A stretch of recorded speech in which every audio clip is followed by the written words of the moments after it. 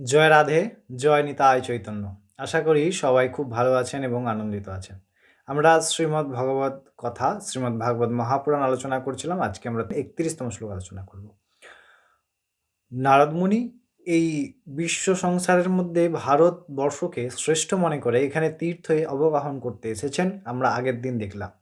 এবার তাহার সেই তীর্থ অবগাহনের পরে তাহার অনুভূতি কি হচ্ছে তাহা তিনি কাকে বলছেন না সৌনকাদি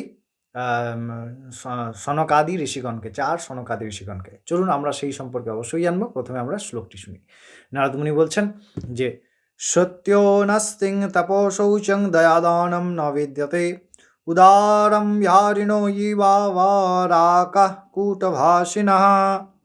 বলছেন এই কলিযুগে, কলির প্রভাবে এই তীর্থ শ্রেষ্ঠ ভারতবর্ষ, ভারত কি অবস্থা হয়েছে না কলির প্রভাবে সত্যম নাস্তি তপ শৌচম দয়া দানম না বিদ্যতে। যদিও সম্পূর্ণ পৃথিবী, ভারতের অবস্থা যদি এমন হয় তো বাকি অবস্থা তো আরও খারাপই হবে। বলছে সত্য নাস্তি, অর্থাৎ সত্যের কোনো জায়গায় নেই। সবাই মিথ্যাচার করছে, মিথ্যা কথা বলছে, মিথ্যা ভাষণ করছে, মিথ্যা আচরণ করছে। তপ শৌচম, অর্থাৎ তপস্যা নেই, শৌচ মানে শুদ্ধতা নেই। দয়া দানম না বিদ্যতে, ধর্মের যে ৪টি স্তম্ভ তপস্যা, দয়া, দান এবং যজ্ঞ, এইগুলি কোনোটি বিশেষভাবে বর্তমান নয়।